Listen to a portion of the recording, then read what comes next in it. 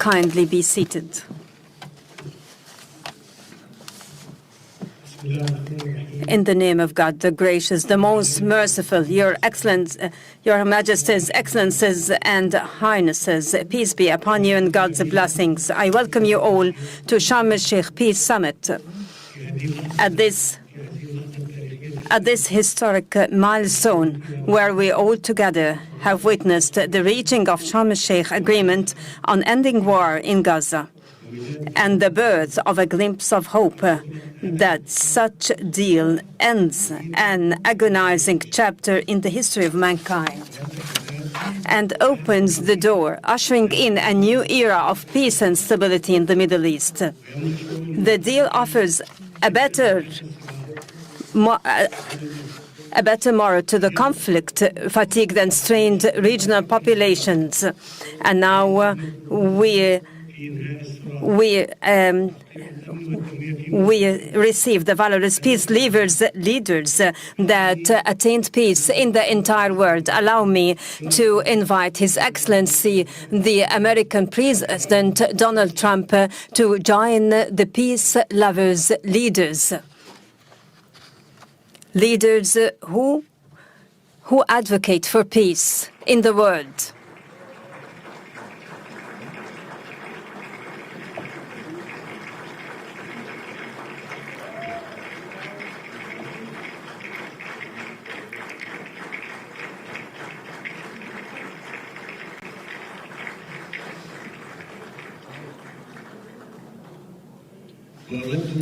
And I would like to express our profound appreciation to Your Excellency at this critical circumstance reflected in your proposed plan for ending this tragic war, a war during which humanity incurred significant losses. I would like to thank our partners in United States, Turkey and Qatar for their dedicated efforts, and I reiterate our support and aspiration to the execution of this plan, creating the essential political horizon for the implementation of the two-state solution, for it is the only pathway to the fulfillment of the legitimate ambition of both Palestinian and Israeli peoples, turning over the conflict page and safely live. Excellency President, you have demonstrated that genuine leadership doesn't mean war waging, rather the ability to bring it to a halt. We trust your leadership that is capable to carry out the current deal and to execute your entire staged plan. Excellency President, let Gaza war be the last of wars in the Middle East.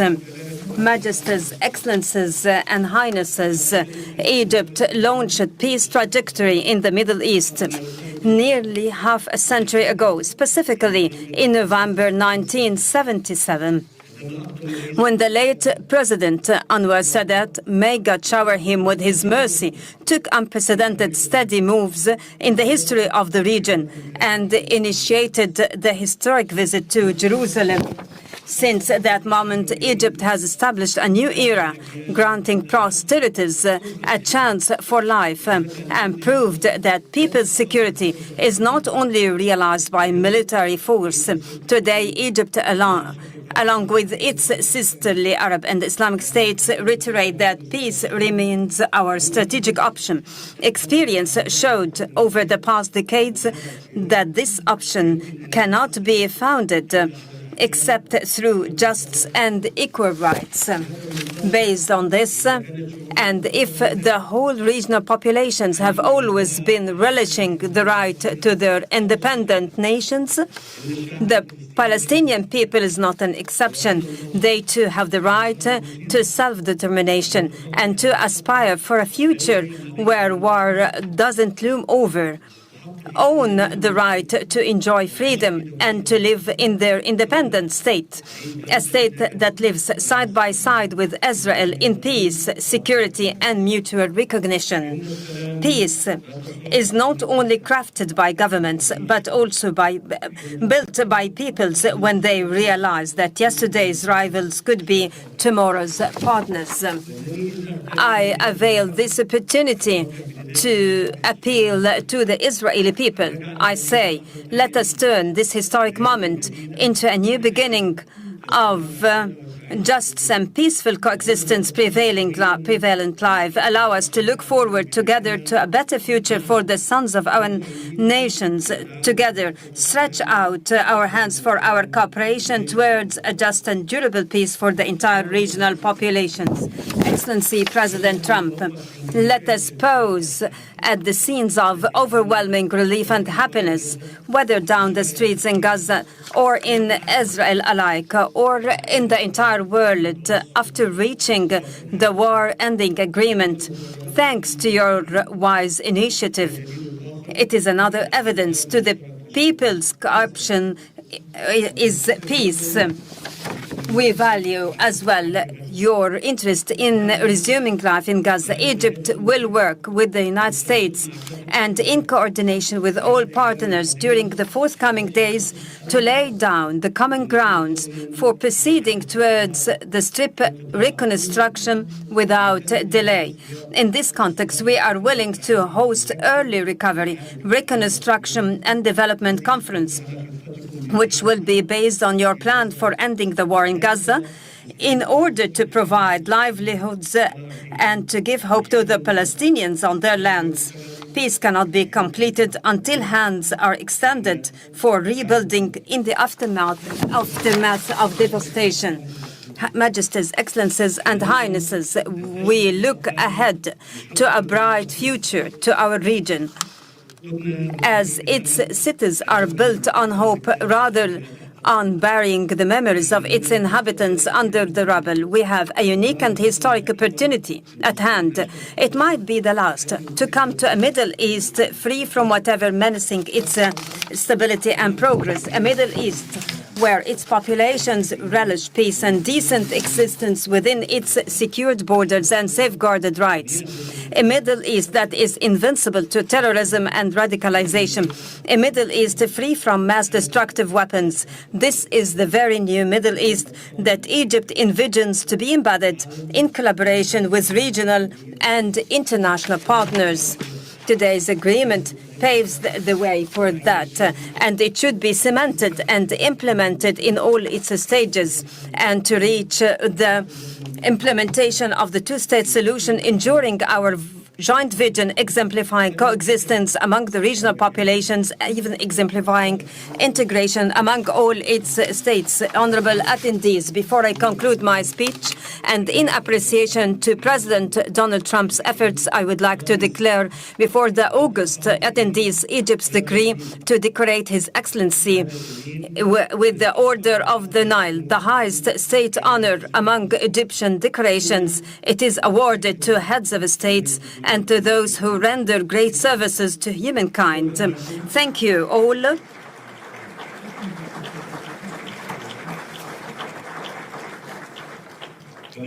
Now I invite the honorable guest to deliver his speech. Excellency President Trump, kindly proceed. The floor is yours.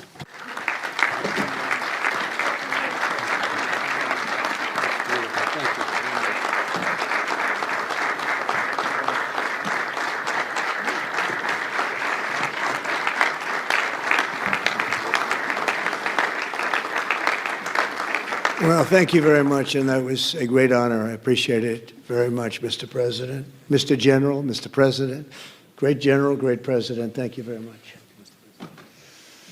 This is the day that people across the region and around the world have been working, striving, hoping, and praying for. They have done things over the last month that I think were really unthinkable. Nobody thought this could happen.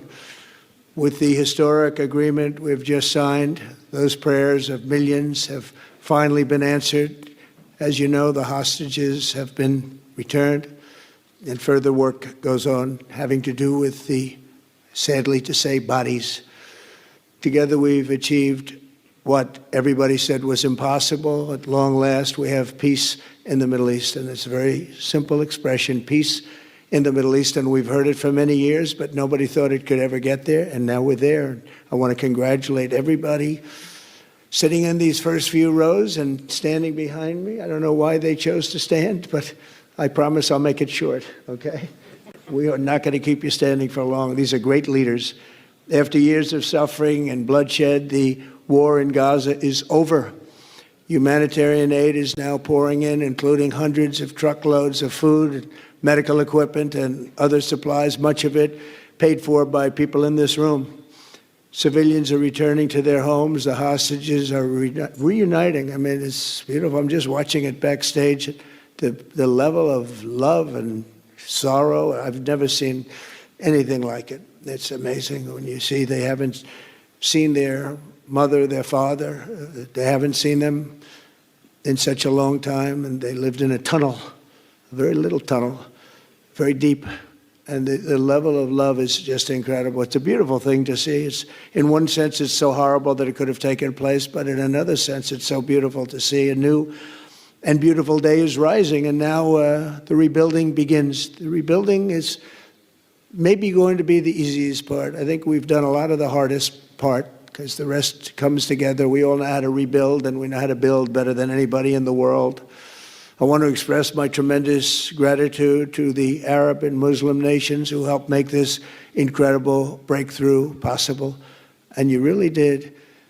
To President El-Sisi of Egypt, who is so generously hosting us today. And I want to thank you for the outstanding job your country is doing in so many different ways, and for helping us so much with this peace agreement. I also want to thank the President for the escort of 6 fighter jets. Oh, we looked out the window, we said, I hope they're friendly, and they turned out to be very friendly. But we had 3 on each side, and they are beauties right out of the really American manufacturing hub. We make the greatest military equipment in the world. We have the strongest military in the world by far. And I knew exactly what those planes were, and I knew exactly how much you paid for those planes, too. You paid a lot, but you got a pretty good deal. And they are great planes, and we just appreciate it. That was quite an escort in. That was very impressive. But Air Force One was really, it was covered with Egyptian desert just a few months ago. If you think about it, just a few months ago it was Egyptian desert, and now it was just a few feet off our window.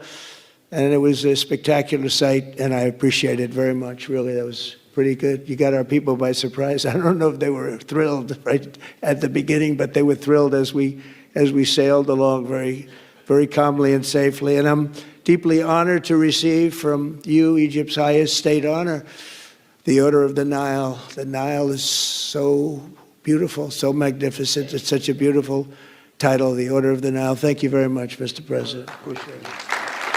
Great honor. I also want to give a very special thanks to the Emir of Qatar, a man who's outstanding. He's been a friend of mine for a long time, long before politics, and he's a fantastically respected man. His Highness Sheikh Tamim is respected by everybody. He's respected by everybody, and in the most positive way, not only because of power, because of his heart. He's got a tremendous heart, and he's a great leader, and his country loves him. Thank you very much for being here. It's an honor. Let me also express our condolences to the Qataris on the tragic car crash that claimed the lives of your cherished diplomats, some of whom were known by our people, and they were supposed to be incredible people. So please extend our sorrow and best wishes. That was tough. That was really tough.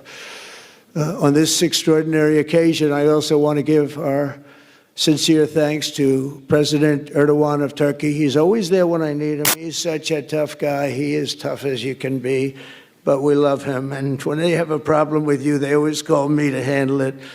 And usually I come through. We just have a good relationship, and we have from the beginning. And so I want to thank you very much and say hello to your wife, your beautiful wife. And it's great to be with you. Always there. When I need him, he's always there. Thank you very much, Mr. President. And I also want to thank, I just spoke to him on the phone, His Royal Highness Crown Prince Mohammed, Saudi Arabia, a special friend of mine. Boy, he's come so long and so far, and he's doing a fantastic job for his country. And I want to just thank him. And His Highness Sheikh Mohammed of the United Arab Emirates is here. Where? He's here someplace. Well, oh, he's not here, but he's here in spirit, I can tell you that. And he's been another one. He's been absolutely incredible, and we appreciate it very much. And His Majesty King Abdullah of Jordan, and thank you very much, King Abdul of Jordan. He's here. Thank you. Thank you. Thank you very much. And you really have been a great helper. We appreciate it. Appreciate it. Prime Minister Sharif of Pakistan, and also I have to say my favorite field marshal from Pakistan, who's not here, but the Prime Minister is here, and you're going to give his regards. Where are you? There you go. Thank you very much. Do you want to say what you said to me the other day? Come, would you like to say what you said the other day? I think it was so nice. Please. Thank you very much, my dear President Trump, my dear brother President Fath el-Sisi of Egypt, Majesties, Highnesses, Excellencies, ladies and gentlemen, Assalamu alaikum, and a very good evening. Well, I would say today is one of the greatest days in contemporary history, because peace has been achieved after untiring efforts led by President Trump, who is genuinely a man of peace, who has relentlessly and untiringly worked throughout these months, day in and day out, to make this world a place to live with peace and prosperity. I would say that Pakistan had nominated President Donald Trump for Nobel Peace Prize for his outstanding, extraordinary contributions to first stop war between India and Pakistan, and then achieve ceasefire along with his very wonderful team. And today, again, I would like to nominate this great president for Nobel Peace Prize, because I genuinely feel that he is the most genuine and most wonderful candidate for Peace Prize, because he has brought not only peace in South Asia, saved millions of people, their lives. And today, here in Sharm el-Sheikh, achieving peace in Gaza is saving millions of lives in the Middle East. Mr. President, I would like to salute you for your exemplary leadership, visionary leadership. And I think that you are the man this world needed most at this point in time. World would always remember you as a man who did everything, went out of the way to stop 7 and today 8 wars. I would like to thank my very dear brother, Sheikh Tamim. He's Akh al-Shaqiq, who has really worked very hard along with others to achieve peace in this region. My very dear brother, President Tayyip Erdogan, His Majesty, King Abdullah, and of course my very dear brother, Mohammed bin Zayed of UAE, and of course my very dear brother, Crown Prince of Saudi Arabia. And he has also been very, very helpful and contributed very valuably in this wonderful peace process. Ladies and gentlemen, I wouldn't want to take more of your time. Suffice it to say, had it not been for this gentleman, not only, who knows, India and Pakistan are both nuclear powers.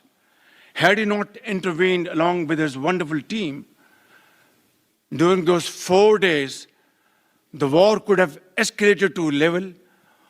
Who would have lived to tell what happened? And similarly, here in this part of the world, in the Middle East, Mr. President, your valuable contribution along with President Sisi, I think history will remember in golden words. I wouldn't say more, except God bless you, God give you long life to serve like this for all time to come. Thank you very much. Oh, that's so beautiful. Thank you very much. Wow. Thank you very much. Very kind. Thank you. Wow, I didn't expect that. Let's go home. There's nothing more I have to say. Goodbye, everybody. That was really beautiful and beautifully delivered. Wow. Thank you very much. Also with us is President Prabowo, a very incredible man of Indonesia. President, come on.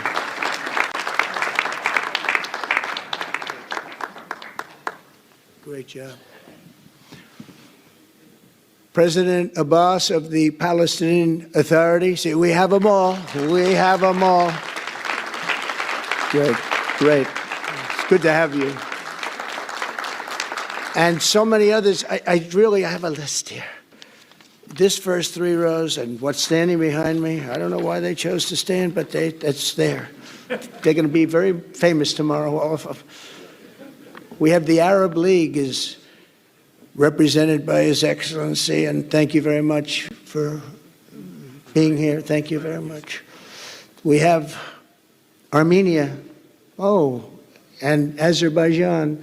That's a little war that we stopped.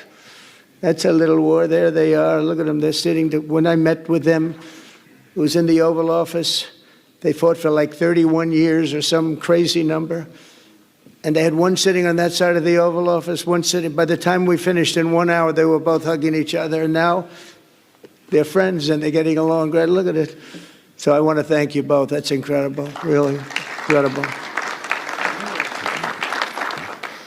So you have Armenia and you have Bahrain, you have Canada. It's so great to have, in fact, the president called and he wanted to know if it's worthwhile. He knew exactly what it was. He knew the importance. Where's Canada, by the way? Where are you? Where are you? He knew the importance of this. He said, I want to be there. So many people have done that. They called. I mean, they heard about it. And these are not people that can do that very easily. They have pretty big schedules to put it in mind. The most powerful people. And I appreciate you being here very much, Mr. President. Fantastic. Fantastic. And Cyprus, Egypt, the European Union, it's a lot of countries. France, thank you very much, Emmanuel. I would imagine Emmanuel standing someplace behind me. Where is he? I can't believe it. You're taking a low-key approach today. He's my friend. That's great. Good job. Thank you very much, Emmanuel. Germany, the new Chancellor of Germany he's easy to spot because he's very tall and he's very smart and he's doing a fantastic job for his country. Appreciate it very much. And congratulations, a big election. That was a big one. That was going to change things. Greece, we have Greece. We have Hungary. Oh, Victor, where is Victor? Victor. We love Victor. Victor, I call him. You know, I put the little accent on it. You are fantastic, all right? I know a lot of people don't agree with me, but I'm the only one that matters. You are fantastic. He's a great leader. I endorsed him the last election he had, and he won by 28 points. So you're going to do even better this time. You have another election, and you're going to do great, and we appreciate it, and we're behind you 100%. That's Hungary. India is a great country with a very good friend of mine at the top, and he's just done a fantastic job. And I think that Pakistan and India are going to live very nicely together, right? That's not a very, They are. They are. And they're two great, I'd say, leaders, great leaders as far as I'm concerned. Indonesia, we covered, and I just want to say that that's a big country, a powerful country. It does unbelievably well, and it's great to have you. Iraq, we have Iraq with lots of oil. They have so much oil, they don't know what to do with it. That's a big problem when you have so much, you have no idea what to do with it. So thank you very much thank you very much. Italy, we have a young woman who's, I'm not allowed to say it because usually it's the end of your political career if you say it. She's a beautiful young woman. Now, if you use the word beautiful in the United States about a woman, that's the end of your political career, but I'll take my chances. Where is she? There she is. You don't mind being called beautiful, right? Because you are. Thank you very much for coming. We appreciate it. She wanted to be here, and she's incredible, and they really respect her in Italy. She's a very successful politician. We have Norway. Oh, Norway. Norway. What happened, Norway? What happened? Where's Norway? Where is he? We have Johnny. We're going to the World Cup, I can tell you that. Where's Norway? I don't think he wants to stand. Oh, he's back there. Well, we have Norway.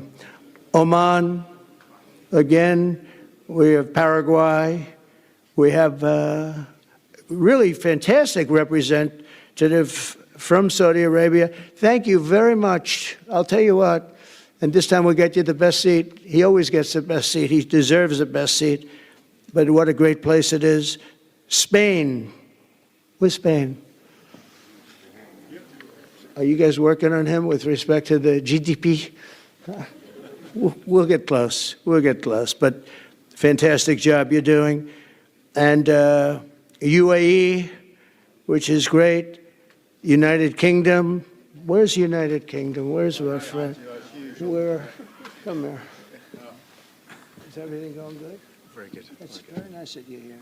These people all came in like 20-minute notice, and I think it's fantastic. And we have so many others, and just so many others. And it's such a compliment to what we're doing, because what we've done is something very unique and very special. So it's perhaps the wealthiest and most powerful group of nations ever assembled at one time, which is a big thing. We have achieved together in recent days a change that really is historic, and it's going to be remembered forever. And I want to thank the American team for their amazing work, and I want to thank, I think he'll go down as the greatest Secretary of State in the history of our country. I really believe that, Marco, or I wouldn't say it. Marco Rubio, I wouldn't say it. Maybe I would.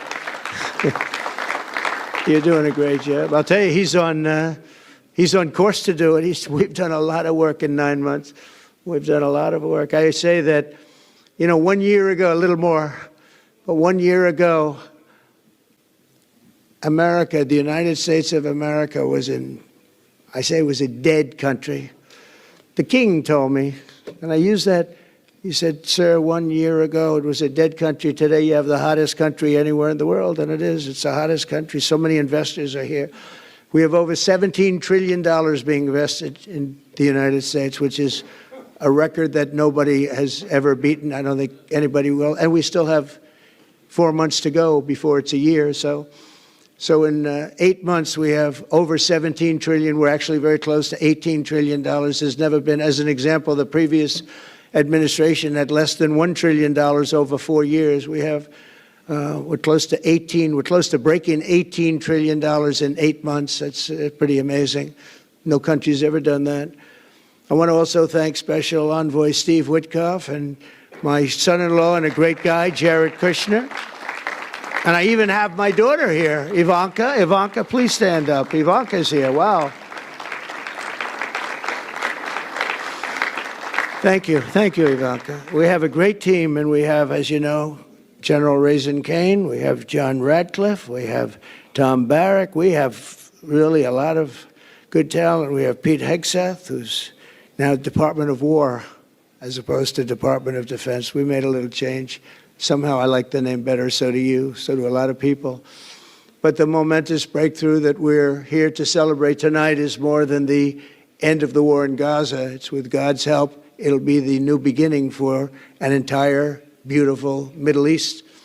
From this moment forward, we can build a region that's strong and stable and prosperous and united in rejecting the path of terror once and for all. We want to get rid of the terror and get on to other things. There are many other things in life that are so good. The final sprint to this deal began less than 3 weeks ago on the sidelines of the United Nations in New York. I met with many of the people in this room, and it all just started coming together. I've known so many of you for so long. You're friends of mine. You're great people. I have a couple I don't like in particular, but I won't tell you who. I have actually a few of them I don't like at all, but you'll never find out who they are. Well, maybe you will, come to think of it.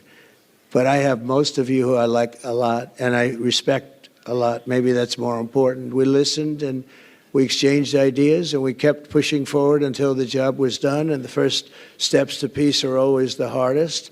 And today we've taken them and we've put them all together, and we've come up with this beautiful mix like nobody thought was possible. And as you know, I've just come from Israel. It was an amazing day to watch the hostages come in and to watch all of the other things and do all of the other things that we did.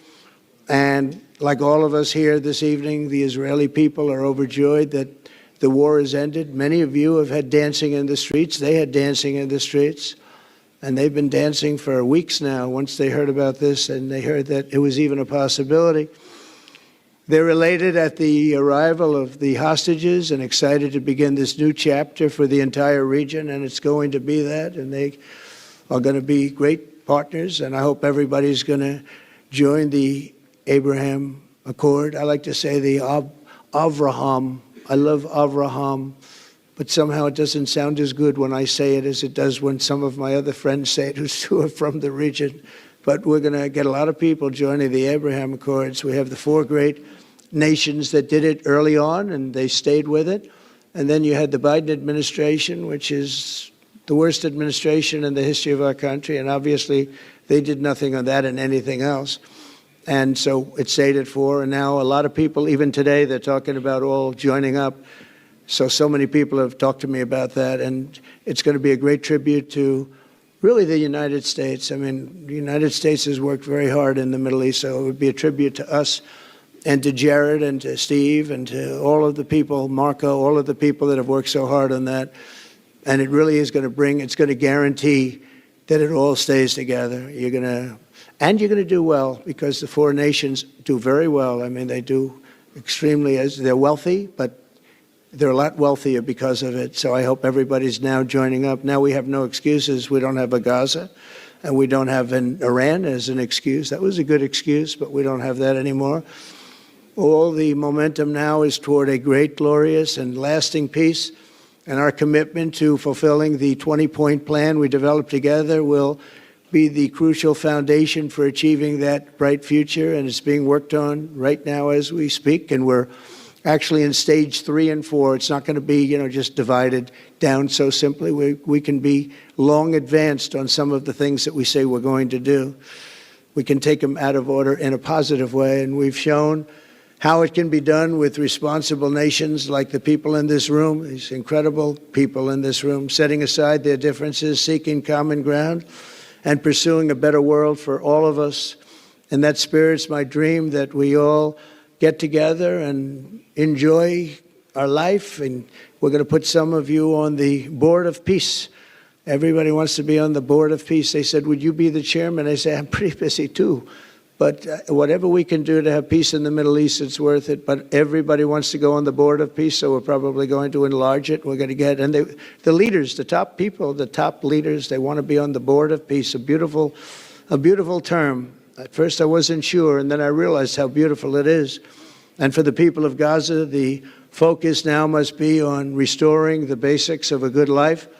We're going to have a lot of money coming into Gaza and a lot of rebuilding and building. It's not so much rebuilding, it's really building, cleaning up and building. And I'm pleased to announce that numerous countries of great wealth and power and dignity have come forward to me just today and over the last week to say they want to help in the reconstruction of Gaza, putting up whatever money is necessary. And the money is Of course, it's a lot of money, but it's not much compared to the value or the wealth of these tremendous countries, and they are ensuring stability and success in the Middle East. So when you think about it, it's a very, very small amount of money is necessary, relatively speaking. And as those commitments are made, I'm going to let the world know who is doing it, because they really deserve great credit for doing it, and they're going to do something that's really monumental. This is a monumental day. This is a monumental moment in the history of the world beyond the Middle East. We've all agreed that supporting Gaza must be done to lift up the people themselves, but we don't want to fund anything having to do with bloodshed, hatred, or terror, as has happened in the past. And for the same reason, we're also agreed that Gaza's reconstruction requires that it be demilitarized and that a new, honest civilian police force must be allowed to create a safe condition for the people in Gaza. As I said earlier, I intend to be a partner in securing a better future. We're going to be working, you're going to be working with the United States, and we're going to make sure that the Middle East is going to be a safe and secure place. It's a very important place in the world, means so much. There were so many people who said the Middle East, and this has been going for many, many decades. I've read it many times, that World War III will begin in the Middle East. It's not going to happen. That's not going to happen. There was a time that you would have thought it could have, but it's not going to happen. There won't be World War III, hopefully at all, but it's not going to start in the Middle East. We're not going to have a World War III if we're smart. There'll never be a World War III. Our work begins right here and right now. From ancient times, this region has been extraordinarily mixed with respect to people, culture, religions, all of the different elements of national characters, unlike maybe anywhere else on earth. And for 3,000 years, there's been conflict. For whatever reason, there's been tremendous conflict, always conflict. But today, for the first time anyone can remember, we have a once-in-a-lifetime chance to put the old feuds and bitter hatreds behind us. And that's why so many people in this room, they didn't get along. Some did, some didn't, but they're getting along now. This has brought the people together. This is the first time the Middle East crisis has brought people together as opposed to driving them apart. And to declare that our future will not be ruled by the fights of the generations past, which is foolish. So together, let us continue in the spirit of cooperation and goodwill that has finally brought us to this incredible, historic breakthrough. If we do, together, we will reach the Middle East's incredible destiny, a safe and prosperous and beautiful crossroads of culture and commerce, faith in humanity and geographic center. This will be the geographic center of the world. So I just want to thank everybody for being here. I want to thank you all for what you've done and for this quick notice. It all came together just at one little period. It just came together. It's the greatest deals happen that way. If you do anything about deals, that's all I've done all my life is deals. The greatest deals just sort of happen. And that's what happened right here. And maybe this is going to be the greatest deal of them all, not just nation building, not just having to do with this or the political whims. This will be maybe the greatest deal of them all, period. And I want to thank all of you and all of these great nations and this region for what it's gone through and all of the fights it's had, or life over death and hope over strife and harmony over hatred. That's what we want. We want it to be that way because together we're going to forge a magnificent, great, and enduring peace. I want to just end by saying God bless you all. God bless the Middle East. God bless your countries. And God bless you. Thank you very much, everybody. Thank you. Thank you very much. Thank you.